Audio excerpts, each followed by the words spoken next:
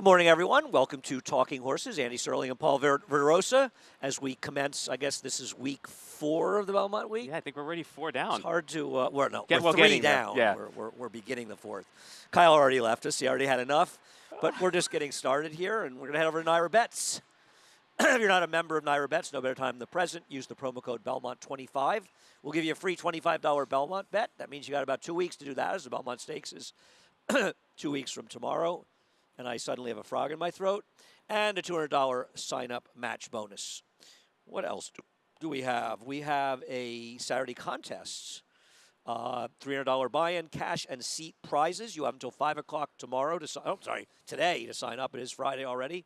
Head over to naira.com/contests. Excuse me.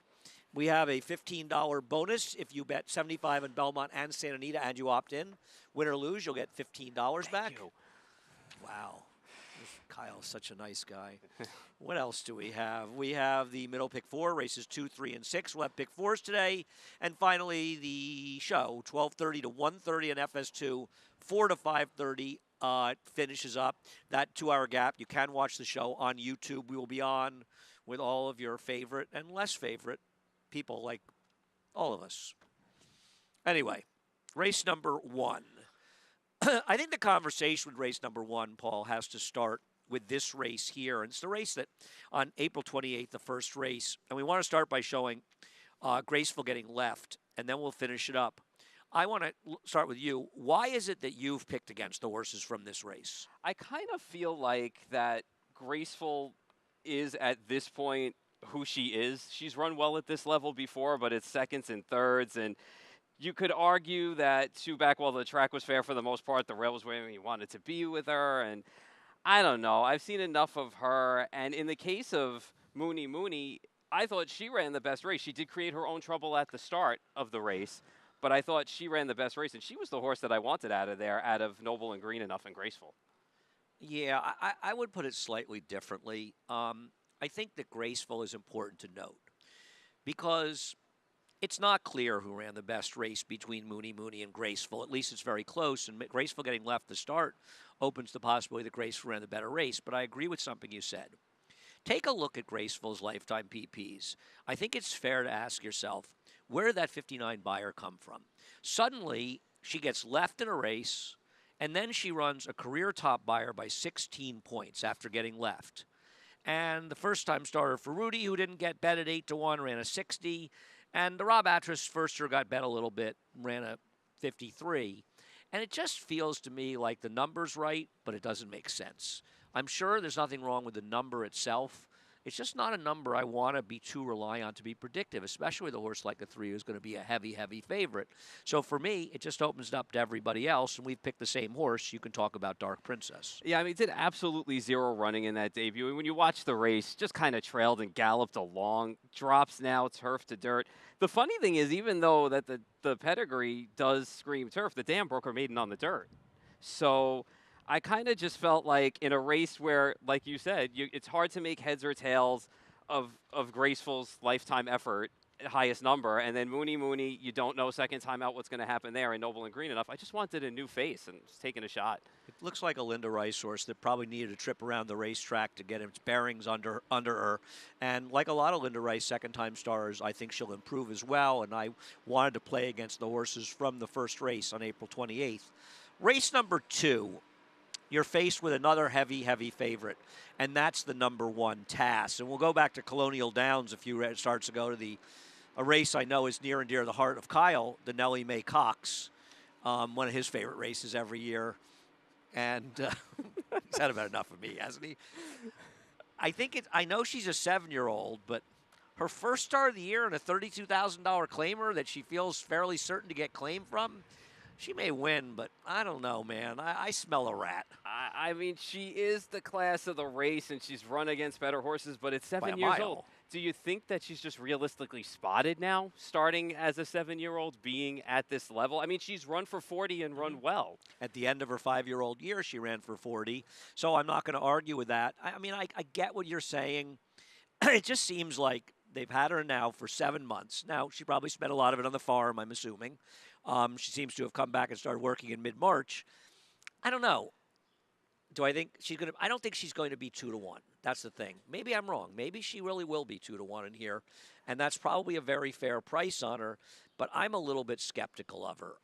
So I'm going to try to beat her. You've gone to her. I get it. Lucky Peridot. What am I missing about this horse? I mean, 2 starts back, I think Paco, if you watch the race, was trying to figure out where to go with her, turning for home. He closed a little bit. Doesn't he do that a lot? Yeah, well, yeah. I mean, sometimes it's also an Academy Award performance, but I mean, the hole closed up. It opened up a bit again. She didn't want to go through there. She ran well here at a similar spot prior. I don't know. I feel like. She ran well that day. She lost to Blue Atlas, who would be effective. So again. I feel like she was an alternative, and I mean Jackie the Joker too. I have no argument with picking Jackie the Joker here. Thank you. I appreciate that. Yeah, it means a lot to me. Yeah, well, I no, think really, I feel good. Kyle's diffident. Listen, he saved me before. He saved my past performances. Flew over. He's a great man. Yeah. That's why I make fun of him all the time. As far as Jackie the Joker, I'm not in love with this horse. I just didn't want to pick the one on top, and I don't have a problem with Lucky Peridot. I didn't think she was that great. I'll say one thing. Let me just talk about Strong Odor for a second. Strong Odor actually has a 7.5 furlong race, I think, at Gulfstream, and that's basically a mile race for all intents and purposes, and then it's a route with a 2-turn race. That's actually one of the better races she ever ran. She's got a 77 buyer, so it's one of her better figures. So she's actually run well enough going longer that I wouldn't completely dismiss her, though she didn't do a lot of running last time out. And the truth is, if I want horses out of the race that they come out of last time, I want a horse who was forward in there. And Jackie the Joker was forward in there. That race, that pace completely fell apart. I mean, it totally fell apart. So you look at this horse in her turf debut. I know that she's a practical joke, but I got mad love for Latitude 40, who was a John Hurtler horse, who was a terrific turf router. And I think you look at that race, it's probably, if not the best race she's ever ran, it's one of them. She's got a 77 buyer, albeit in the slop at 7 furlongs, so she ran a little farther that day. And I just thought she came alive, and she was a little against the flow of the race. So if I want to bet against Tass, I'll go to the 4 and 3. Yeah, she hung around in that race for sure, and I like the point you made on Strong Odor as well. And this is a tougher field too for Strong Odor, I feel, in some ways. It probably is. It probably is. But I guess it depends. It's a tougher field if you think Tass is going to run. If Tass is going to run, she's too good for these horses. Right. But if you're suspect that she's going to really run a race, then it's sort of not as tough a field. They're sort of mid to low 70 buyer types, right? Yeah, so it opens up the door. Yeah, for I mean, everybody. it's all the race revolves around Tass. Yeah. If she runs her race, she's going to win. Yeah. But the question is how skeptical you are. What price are you willing to take? And at a 7-year-old coming back, you want to just see what happens. It depends. I mean, yeah. listen, it's not the world's worst drop I've ever seen, as you correctly said. She ran for 40,000. It's not like Carlos was finding a $12,000 claiming race out of town somewhere. Yeah, I just wonder though. I mean, I feel like you said, she's realistically spotted. I don't think you're going to run her back in a stake here. She's not winning a stake, yeah. right? And there's probably limited places she can go, so he's Yeah. probably running realistically. I still don't love it. That's all. We'll see. Yeah. I mean, she probably doesn't have. She might have. Did she have a starter because of that 40, and now she doesn't have the starter anymore? I wonder if that's really the case. November 2021, so right, about 15 Never really months ran in away. starters. Yeah. Anyway, the third race. I think the Chad Brown entry looks pretty tough in the third. Don't you? Let me tell you something about them. They're not that good. Yeah, but they're good enough, right? I think. I mean, we'll take a look at Chili Flag last time at Gulfstream. I mean, she did beat Wonka, and I know Wonka's not a world beater, but she probably fit pretty well in here. Yeah, I mean, it was a moderate to slow pace. Didn't look all that comfortable between horses. Was kind of wide, and then kind of Jose got her into the race. Had to work on her a little bit, but she ran well when she cleared. And I don't know. I mean, I could make a case for both halves of the entry, to be honest with you. And I couldn't separate them. I like the one a little bit better, but the 1A was no slouch at high odds in France. I want to talk about her in a second. I mean, the winner, the horse that beat her 11 in the air, did finish third to Market Segmentation. It was an impressive winner. I think one of our, whatever the Philly stake is, the Bogey. Yeah. The first weekend. And, I mean, she was on the pace. The pace was moderate, but still, she ran a respectable race after that. She seems okay. And as far as Butte Cachet, I guess, is it Butte Cachet? Cachet or Cachet? I'll tell you something. It feels to me like a lot of the French 3-year-old fillies last year, and I think this was the case even 2 years ago, they weren't that good. They weren't, I think that maybe it was a tougher group in England and Ireland, per se. I looked up the field from the Prix-CK, which can be a very, very tough race, and Charlie Appleby horse was third in there. They're just sort of okay. They're Group 3 types, but against this field, does it matter? No, I mean, she outran her odds in both races. Yeah. Even going back to the Prix de Diane, she did it. I mean, Nashua won the Nassau after that. And Do you know what the Prix Diane is? It's the French French Oaks. Oaks, yeah. So, but I mean, so she outran her odds multiple times over there, and like here, like you said, I mean, really, what is she up against other than her stablemate today? Oh, Acacia's giving me the pronunciation. Okay, It means hidden beauty, by the way. okay. I'm relying on hidden beauty. Botte Cachet. I'm guessing Botte. I'm just going to refer to her as the 1A. Acacia can pronounce it on There the you show go. later today. I thought Ambitious was a little bit interesting if you wanted an alternative, because I know Union Dolly won easy, but she beat such a weak field last time. Yeah. And well, look at Ambitious's last race. I mean, it wasn't a great field she met, but maybe she could have a little upside. And I just wonder if either half of Chad Brown's entry is so tough. I mean, they're probably going to win one of them, and I'm not playing against them. But I don't think either one of them is that good. Yeah, I mean, and in the They're gonna- case of the horse you picked second right here, I mean, Sweet Duchess came back and ran second allowed, so maybe this race actually rounded her back into form a little bit. So, and she didn't want to go a mile and 3/8. Right. So, getting back to this, it's a viable alternative. Yeah, I'm just, I feel like Union Dolly might be as likely, if not more likely, second. But I feel like if somebody's going to upset the entry, it's more likely to be the 4. Yeah. So I might use them as a small backup because his entry is going to be a Yeah. wild favorite. And they're going to be 1 to 5 Yeah. in there because I think either one of them would be probably heavily favored just because. I was watching some races from St. Cloud the other day because a friend of mine told me how Peter Brandt won with 2-year-olds. They had 2-year-old races, and they were sort of interesting races to watch early. It's fun to watch the races sometimes in Europe. The thing was, they were both, I think, one was a 5-furlong race, and they showed weird angles, both races. I didn't quite understand why. Anyway, getting back to things that people care about, race number 4, which for those that are confused is a bring back of 4 horses that weren't able to run here the other day because of a Lasix-related snafu. And Know It All Audrey has added to it. We'll show her first. You know, I feel like Know It All Audrey, she's okay, and she ran against a decent horse in Spike 2 back, but I don't know. I feel like she's a little dressed up with the stake races showing, and I'm not sure, like you. I mean, I think we both put her third. Yeah.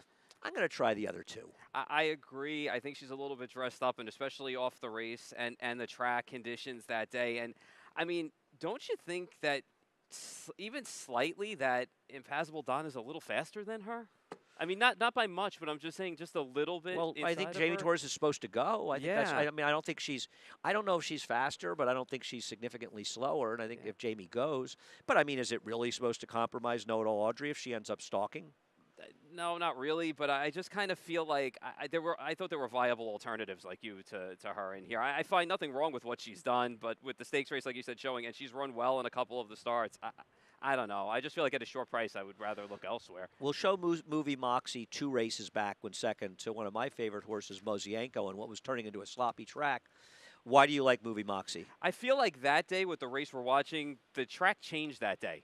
If you paid attention, like the rail was decent, they sealed the track, and it became decent that day. Most of the running was done outside, like in the 3 and 4 path. And I know the horse But she was inside. off it.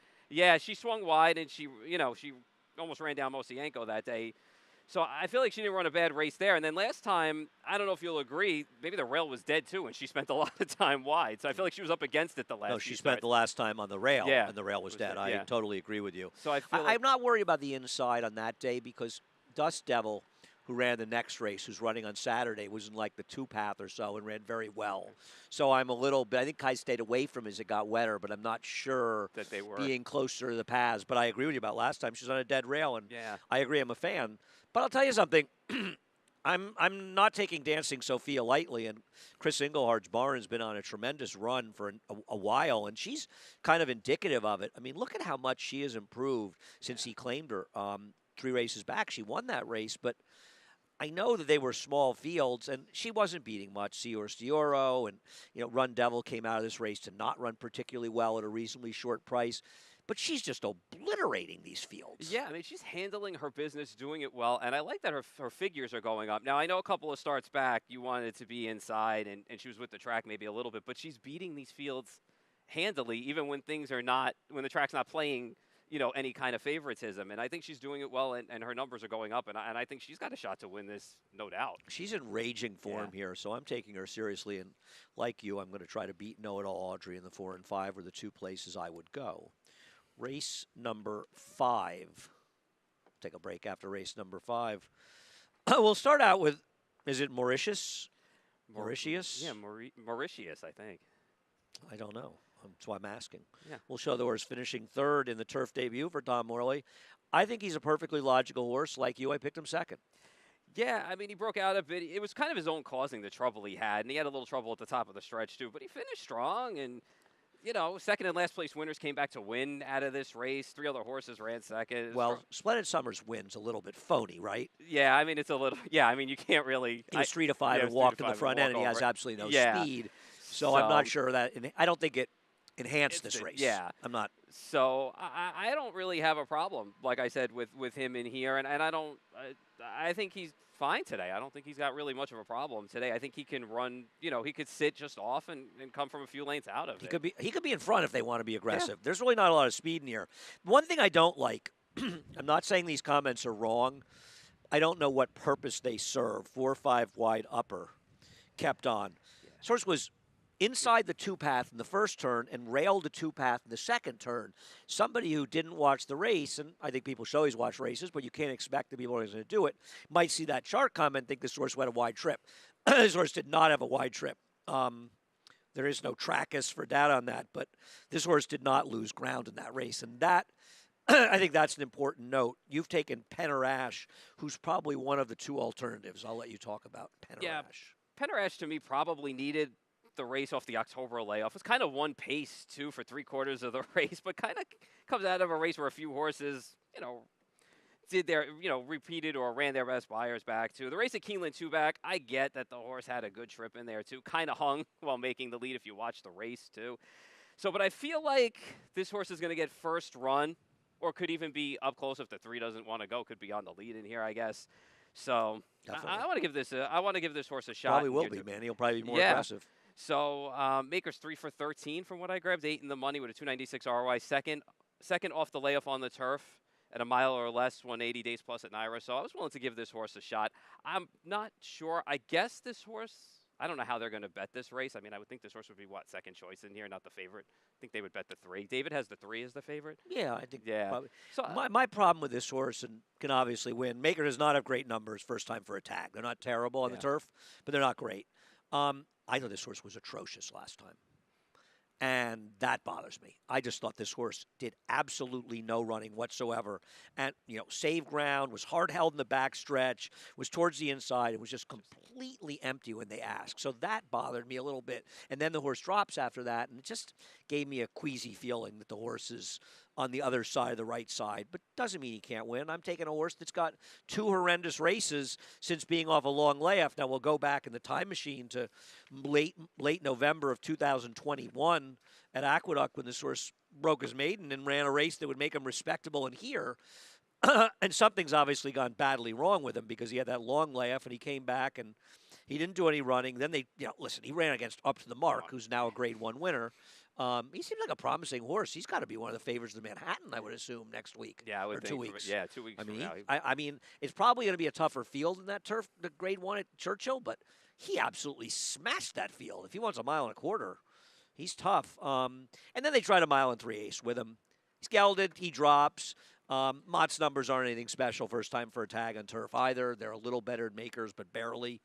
But I just figured he might be a slightly better price, and somewhere in there's a good race, and I wanted to pick an alternative. Yeah, he's run into really good horses. The only thing that bothered me a little bit, he's a little bit like the plotter type, but in here, are you really worried about that when you see some of the horses? Well, I think it's fair. I mean, especially when the 3 and 7 both have more speed than he does. I think it is.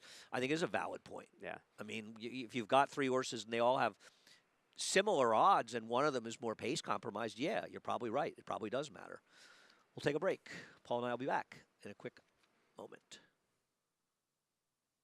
For almost 150 years, the Saratoga name has been synonymous with the finest quality, sustainably sourced spring water available anywhere. Saratoga carries on the rich tradition of its forefathers by crafting each stunning blue glass bottle with the same attention to detail and care that has been its hallmark for generations. Visit SaratogaSpringwater.com today or ask for us by name at your local market or restaurant. Saratoga Spring Water. Make every day exquisite.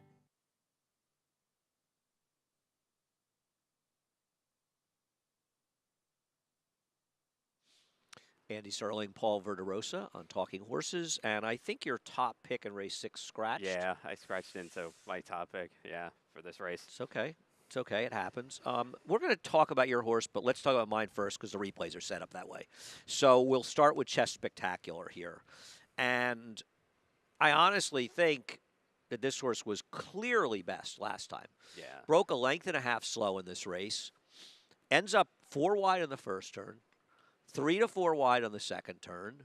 And I thought when you consider, I mean, I know it wasn't a great field, but it wasn't a terrible, terrible field. I feel like Proven Hope came back and ran respectably the next time. I mean, this horse, first time in the grass, was a completely different horse than he was anywhere before it. Yeah, 100% different. And was also hard to ride. Still ran on that day. And maybe you could make the argument, too, you were better off being on the inside that day, and this horse never saw the inside as well. So when you put that all together, I know that I scratched into who I scratched into, but I had a hard time after the 5 went out deciding between the 2 and the 7 and you know, putting them together. So, but I like this horse a lot. I really do. And in some ways now, I think this horse is the horse to beat in here. Yeah, I mean, the problem for me is the 5 was probably going to be favored dropping down, and I was hoping to get a better price, so Yeah. it kind of hurt that price. But I don't think there's any arguing against the fact that Chess Spectacular ran extremely well in there. But you worry about getting left again because it can be very problematic in the inner turf races. As far as Eddie Mush, I want to show the start of his race, and then I'll let you talk about him. Yeah, so I mean, this horse was... He's the 9. Yeah, this horse was very, very green and shied up at the start. And then once that happened, he was just out of it. He got bounced back and he got taken back. He did no real running. And to me, that's okay. You know what? He was a first-time starter. He kind of just got the tour of the track after that. He was second choice that day. It was a runaway Wesley Ward winner that was in there that day. Arad sticks around now for the second time. And I just kind of feel like with the pedigree that this horse has in the stretch out, I feel like I scratched into this horse, but I felt like this horse had a decent look today, too.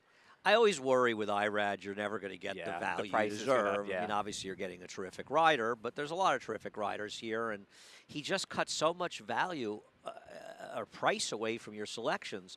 And now with the 5 scratching, right? I mean, I guess they're going to bet the entry. Which half of the entry are we supposed to like?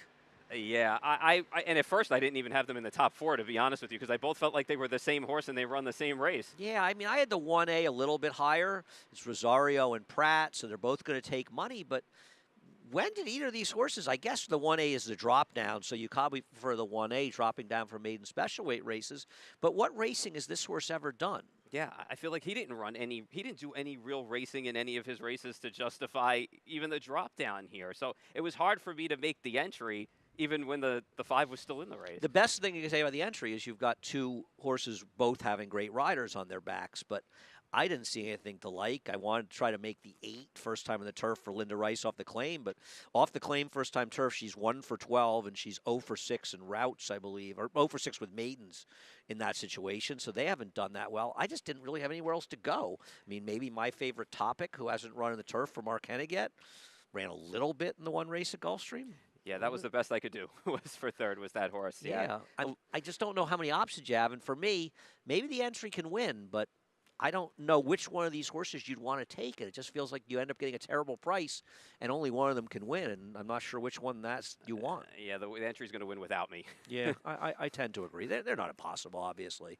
The 7th race was the race that was completely crushed by scratches, particularly for me, because I picked the race 6-8. Oh, okay. And they scratched the 1A 6 and 8. And I think I had the 1A maybe by the entry 4th. But so I kind of changed some things around in them. But why don't you start with your top choice, the number 7?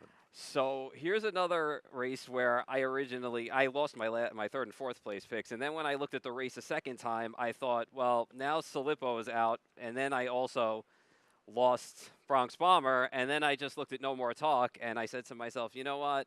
In the case of No More Talk, coming out of the 5 furlong race at Finger Lakes, and I heads or tails with David Jacobson's horses these days. I thought this horse was going to be on the front end now, and I just wanted to take my chance that this horse was possibly in going to front end of up Poppy's Pride. You know what? It's funny. I actually wrote this down. The best chance is going from the inside because that's the only chance they'd have. The form's kind of gone south now. But he's the and speed. He's the speed in here. And I thought No More Talk could actually sit off. He didn't do bad Yeah. sitting off going 6 No, I'm furlongs not saying he and winning. can't win, Yeah, but yeah. you're saying he's going to the front. I'm just saying Yeah. to you, I think Poppy's Pride has to be in front in this race. So I kind of figured No More Talk was going to be first or second in this spot and just go. And like I said, with Jacobs' horses up and down, you just don't know which ones are going to run or not these days. There's a lot of this rhyme or randomness to it. reason, I yeah. agree. I don't love the races before that. It's had a perfect trip in a 10,000 claimer and then was sort of mediocre, but maybe the mile was a little too far for him, two Yeah. races back. And listen, Don't Be Late came back with a very impressive, easy win the next time Yeah. out. He had run super in there, and frankly, No More Talk should have beaten him, but I think the mile proved a little far for him that day. I get it. It's just, once again, he's the favorite. Irad is riding. He's going to be 2-1 now based on with the scratches coming out. So it just makes me a little bit queasy. You have Majestic Tiger second. I just don't like this horse. And I wonder as we show his race, Mr. Race a couple races back, is it possible that he's truly a horse that runs best on a sealed track? Because by figures, he's got 2 races that just stick out like sore thumbs on sealed tracks. I know. And like you, I normally don't I play don't the care whole. about Yeah, that I stuff. don't normally do. I only do when they're like 5 for 5 and it's totally apparent. But in this case, I did mark those 2 races off, and I thought to myself, well, maybe he is just a little bit better on the wet. But I also thought he was going to sit a few lanes off when there was more speed in the race to begin with, and I figured maybe he was going to get first run at that point. He is a bit So, pace compromised, yeah. and I think that affects him a little bit as well in there, as it maybe affects Prince James. I'm hoping Vargas can be a little more aggressive. But as far as striking speed, you know, listen, this horse was my third choice, so it's not like I was in love with this horse, though. It's always seems to happen. The race you end up spending the most time on is the one that gets completely screwed up by scratches. Because this was the race, when I had finished with all my picks, this was the one race I had left. And I finally said, you just have to make a decision, put some horses down. And I took a shot with a 6. And then, of course, they all scratch. So you get to that. And striking speed was horrifically bad last time at a short price off the claim for Charlie Baker. He was bearing out on the turn. I don't like it. Now he drops down. On the other hand, he does drop down to a level, 2 back, where he ran a figure that would make him very tough in here. But the other thing is, he can be forward. Yeah. And I just have to think that Dylan's supposed to ride him into the race. And I think he has actually more speed than the Jacobson horse. Not that I don't think he can be forward. And maybe he can be the one sitting outside Poppy's Pride and hopefully taking over from him. I don't love him. This is a very hard race. Yeah, I mean, if you base it on his races 2 and 3 back, he definitely can beat this field. Like I said last time, though, as you said as well, he bared out in the turn, and now it's. I didn't like his last race. No, I agree, but he does get a switch to Dylan for Yeah. whatever it's worth. But I can't blame the rider for last time. Race number 8. I don't think there's a real question in race number 8 that what Love looks like, who's going to be an overwhelming favorite here as the horse to beat. I took a shot against her, but I'm not against her. We'll take a look at the last race. Though I think it's important to note that while she stumbled and absolutely did not have a good trip in here and ran the best race, Home for Christmas got completely left. And Home for Christmas is a forward-type horse, and it ended up putting her out of position the whole race as well, whereas What Loves looks like is a little bit more comfortable rating. But, to be fair, she was wider than Home for Christmas, and she ran the much better race. But I do think that Home for Christmas was badly compromised by the break. Yeah, I think they were both compromised for it. And I also think if you're looking for a horse, to me, I figure What Love looks like, if she runs her race, I think she wins today. But I thought Home for Christmas was the one that had the most chance to improve off the compromised trouble that she had last race. So that's why I put them 1-2. I mean, I think What Love looks like it improved, too, because she ran better than the finish suggests in those. But I think Home for Christmas is a little bit interesting. I just never really loved Home for Christmas. I decided to go in a different direction. I just didn't want to pick this horse at a short price, but I don't have any argument against her whatsoever. She is way the worst to beat in here. But as far as Starship Lauban, I'm not convinced she wants a mile. I mean, you'll see her when you look at this race. She's a very big horse. She's going to get squeezed out after the start in this race. You'll see her get steadied badly back there. She's the number 5 horse. So she's second. So right away, she's sort of taken out of the race. And she's a forwardly placed horse if you look at her races, and that's forward in sprints. Yeah.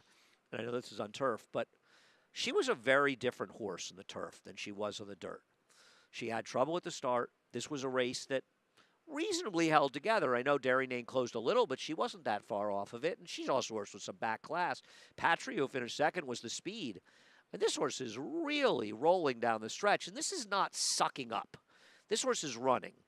Now, just I, you see her. Look at her. Look at Yeah, the size of her compared Yeah, to the she's other horses. big I'm not sure compared that's- to she's a big girl. I mean, which may be one of the reasons she had some trouble. I just like to see Ruben Silvera be aggressive and put her in the lead in this race. I don't know that she's a miler. She may turn out to be a closing sprinter type, but she ran very well last time. Yeah, in the context of the race and the trouble she had, she ran very well. I'm not sure if the mile is going to bother her that much being as big as she is. I think it would take her a little time to get going, and especially on the wider, she'll have room on those turns also to kind of maneuver a little bit as well. There was a horse long ago, maybe over a decade ago, when I first started working here, that Gary Contessa had. Forget the horse's name. And it was a big, huge horse, and he kept running him long. And I kept saying on the show, they got to cut this horse back. He wants to go, he wants to sprint. And Gary would even see me, and he'd say, he's a big horse. He wants to go long. Finally, he said, okay, I give up. And he sprinted him, and he won a couple races in a row, and he won a stake. I'm not saying that because I think sometimes they see the size, and the size indicates they want to go longer, and it's not always an indication that they want to go longer. Yeah. Sometimes the horse is the horse, regardless of the size. Yeah. But maybe it's encouraging. And sometimes it's their running style too, and just the dynamics of a race for them, where their natural speed, what they have, and what they can put themselves in the race. And she was certainly taken out last time by what she had, because even on the dirt, she showed that she was tactical, positional on the leader, close up, and she would have been on the turf had she not for that break. I think she would have been closer than she was with all the trouble she had. I agree. I thought she ran very well last time. But still, the favorite's legit. Yeah. She's run good races, and she ran terrific last time out. Race number 9 is a bit of a mess. And I'll let you talk about Volkert first, your top choice. I just believe that looking at this horse, I mean, this horse has back races to go back to that make this horse a serious player in this race. If you go back to the races that this horse ran at Aqueduct and sprinting, going the 6 furlongs, and Vargas gets along with the horse really well. I think there's some pace in here for this horse to have today to close into. It's in for a tag and finally, get some pace to run at for me. So I just thought coming off the layoff, the short layoff that this horse was on, and I figured the horse was going to be a price today as well. Oh, yeah, he's going to be a big price. Yeah. Got Irad Ortiz. They're all big prices. Yeah, so. Oh, no, he's not a 9 as Irad. Yeah, he's I'm sorry. Irad, yeah. So, I wonder what price he'll be. I have no argument with him. I mean, you look at his last 2 firm turf races, and they're both good. In fact, last 3 are all good. Yeah. So I don't have a problem with him. He hasn't had an opportunity to get in the turf. There's no turf at Finger Lakes, and he ran in the winter here. So I totally get that. I don't get the dirt races in the winter. I don't know if they were just trying the horse in the winter, or just maybe he's a horse that needed a couple of races before we got on the grass because it was that June to February layoff. Well, I'll tell you what's interesting. Mark raised him up to 40. It's almost like he didn't want to get claimed when turf racing was around the corner, so maybe that's a positive with him. I thought Foliage was also dangerous. Foliage we'll go back to that May 14th of last year. I thought Sky and Sand after this race was going to turn into a major stakes horse for Steve Asmussen. As is often the case, I was completely wrong. He sort of failed badly in subsequent starts, but he wasn't that bad a horse. He's still okay, and he was a speed in this race. I thought these races fit, and then he was in a race where he just had no chance last time. He was 40-1 with an outside post. I'm not going to make too much of it, and he's switching to Joe Sharp. Though Joe Sharp does not have great trainer switch numbers in the turf. Yeah, I just think in fact, bad ones. Yeah, like you said, he was wide, and he was just from that outside post, did no running, but he drops today, and this is an easier field than he's face down there too. So I have no argument, and like you, we just tried to beat him. Beat him. So but it's Irad, and he's 7-2 morning line, a tough race, and Joe Sharp is 1 for 15 on trainer switches and turf sprints with a 23-cent ROI. He's 4 for 45 in all turf races. So, listen, I don't have a problem with those horses. I just decided to take a shot. Now, there's a couple horses you could take a shot with. One is Royal King, first time on the turf for Mike Maker. I kind of wonder if he's just getting desperate with a horse that ran horrendously off the claim. I know the dam won on the turf, but it's a Bernardini. It's not exactly a turf family. It doesn't scream it, and I agree with you. And it's just funny because I was, I'm like a little pedigree geek sometimes, and I like to look up some things. And I forgot that Art Collector broke his maiden on the turf when I was looking up Bernardini stuff. So, and Alpha ran a good race on the turf too. So there's a little bit. Alpha ran a good race. Alpha ran on the turf. I have no memory. It's buried in the PPs, but Alpha ran a race on the turf. They should bury it. Yeah. So, bad for his and like you reputation. said, the dam ran on the turf as well. I think Art Collector broke his maiden on the turf. Yes. I have it written down. Yeah, no, I believe you. No, I'm not saying you don't, but I looked it up. So because sometimes I want to look back and see like what the the stuff wasn't all. But I like you. I just felt like there were a couple of viable alternatives. And this horse is dropping today, but I mean, did no running the last 2 starts, so maybe it is a little bit of desperation, and they see there's a little bit of pedigree there. And I'm getting desperate with Watasha. I figure Watasha's David Aragona off, so he'll probably win because I think David's picked him 17 times in a row. The negative with him was he was a heavy favorite. He ran for Chad Brown on the turf, and I don't even mind so much that he didn't run that well. It's that Chad never went back to the turf with him, which says to me that he didn't really think he was a turf horse, which very well may be the case. Was at Gulfstream for Eversworth. He's dropping. There's pace in here. He's a new face. I didn't want anybody else. He's better. He was better. He run some races that gave him a little bit of a look. I took a shot with him. I don't have a strong opinion here in this race. I didn't want to pick the 9 at a short price. I totally get it with the 8, the horse you picked. I don't have an issue with that horse. I picked Watasha, and I'm going to hope for the best getting back to the turf, dropping down. yeah, I like what you said about Chad not running the horse back on the turf. It kind of says a little bit of volume. It's a negative, and, no doubt about it. And my weird fuzzy horse to get a piece was the 2. The 2's outrun his odds a few times as well in turf sprints up here, and John's not bad when he ships up here, depending on John the horse Kirby. in the sprint. Yeah. So to me, that was my little bit of fuzzy underneath. Okay. What we got up there. His races, his last race wasn't terrible. I Yeah. thought he ran actually okay in that race, showing a lot of aggressiveness. See what happens, Paul. Thanks a lot. Appreciate it. We'll see you again, I'm sure, at some point in the future. I'm not sure of anything, but I'm assuming that. I'm sure if you go to Naira Bets and you're not a member, that you will get, with the promo code Belmont25, not only will we match for $200 of your initial deposit, but we'll give you a free $25 bet on the Belmont.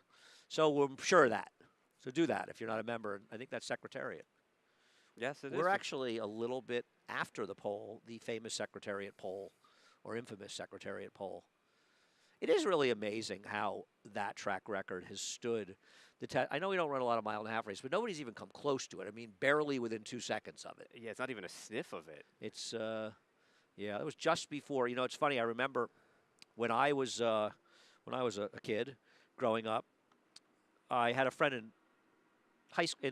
I was in 4th and 5th grade named Remy, who some people probably know, and I knew nothing about racing. And I remember he went to the Belmont Stakes with another friend of mine, whose name I remember because that's who I am. And I remember them seeing Secretariat. And I had seen Secretariat win the Derby with my grandmother. We had watched on TV in her apartment. And then when I moved to Saratoga, I found out why Remy was at the Belmont Stakes. Because when I moved to Saratoga and started reading the racing form, I saw who Peb was. And I realized at that point that Peb was his father. And we grew up in Pennington, New Jersey together. Well, I lived in Pennington before I moved to Saratoga. So I remembered him going to the Belmont. That was my memory of that race, for what it's worth. My racing memory that turned out to be a real racing thing. And now we follow each other on Twitter, so life goes full circle. What else do we have after that interesting tale? Kyle just fell asleep. $300 buy-in, Saturday contest. You've got till 5 o'clock today, I presume. Head over to NYRA.com/contests. We also have the $15 bonus. I know you're excited about this. $75 each on Belmont and Santa Anita. Just a few more weeks to catch our friend Frank Miramati calling out Santa Anita before we see him at Saratoga shortly thereafter. We have the middle pick 4. I know you've been talking about this all day. 2, 3, and 6 for the pick 4s today.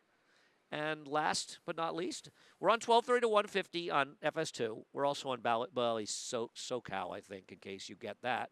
Yeah, we're on Bally's SoCal from 2 to 5:30. We'll get back on FS2 at 4 to 5:30. But you can go over to YouTube. We'll be on. I'll be on with Acacia until about a little before 3. Then Greg will come on. I'll be on until about 3:30, maybe 3:20 or something. Then Richie will be upstairs, and Richie and Maggie are here, I assume. Yeah, and I think Paul will be at Churchill. I know you're excited about that. full house. All right. Thanks again, Paul. Thank you. Thank you. Head up to Johnny I for a reprise of the Scratch and Changes. Have a great day. For almost 150 years, the Saratoga name has been synonymous with the finest quality, sustainably sourced spring water available anywhere. Saratoga carries on the rich tradition of its forefathers by crafting each stunning blue glass bottle with the same attention to detail and care that has been its hallmark for generations. Visit SaratogaSpringwater.com today or ask for us by name at your local market or restaurant.